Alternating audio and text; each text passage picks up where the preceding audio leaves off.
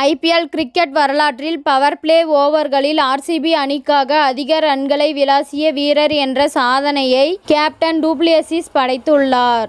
குஜராத் அணிக்கு எதிரான போட்டியில் ஆர்சிபி அணி 4 விக்கெட்டுகள் வித்தியாசத்தில் அபார வெற்றியை பெற்றுள்ளது.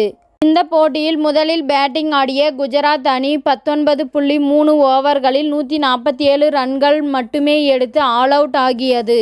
இதன் பின் களமிறங்கிய ஆர்சிபி அணி 13.4 ஓவர்களில் 6 விக்கெட்டுகள் இழப்பிற்கு 152 ரன்கள் எடுத்து அபார வெற்றியை பெற்றது.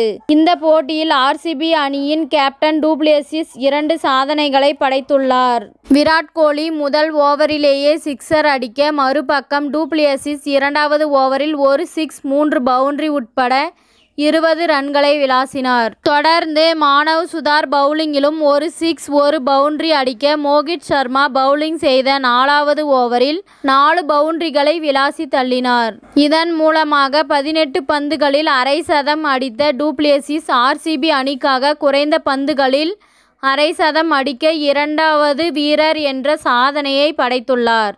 இவருக்கு முன் புனே அணிக்கு எதிராக கிறிஸ் கெயில் 17 பந்துகளில் அரை சதம் அடித்து முதலிடத்தில் உள்ளார். அதேபோல் சிறப்பாக விளையாடிய டு பிளெசிஸ் 23 பந்துகளில் 3 சிக்ஸ் 10 பவுண்டரி உட்பட 64 ரன்களை விளாசினார். இதன் மூலமாக ஆர்சிபி அணிக்காக பவர் பிளே ஓவர்களில் அதிக ரன்களை விளாசிய வீரர் என்ற சாதனையை படைத்துள்ளார். இதற்கு முன்பாக பவர் பிளே ஓவர்களுக்கு கிறிஸ் கெயில் 50 ரன்கள் சேர்த்ததே சாதனையாக இருந்தது. அந்த சாதனையை 64 ரன்கள் சேர்த்து டு பிளெசிஸ் முறியடித்துள்ளார். இதன் மூலம் ஆர்சிபி அணி குஜராத் அணியை வீழ்த்திய முக்கிய காரணமாகவும் அமைந்துள்ளார். இத்துடன் இந்த செய்தி முடிவடைகின்றது. நன்றி, வணக்கம். மீண்டும் அடுத்த வீடியோவில் சந்திப்போம். மேலும் இதுபோன்ற சுவாரஸ்யமான தகவல்களை அறிய தமிழ் சிறை சேனலை சப்ஸ்கிரைப் பண்ணுங்க, ஷேர் பண்ணுங்க, லைக் பண்ணுங்க மற்றும் கமெண்ட் பண்ணுங்க.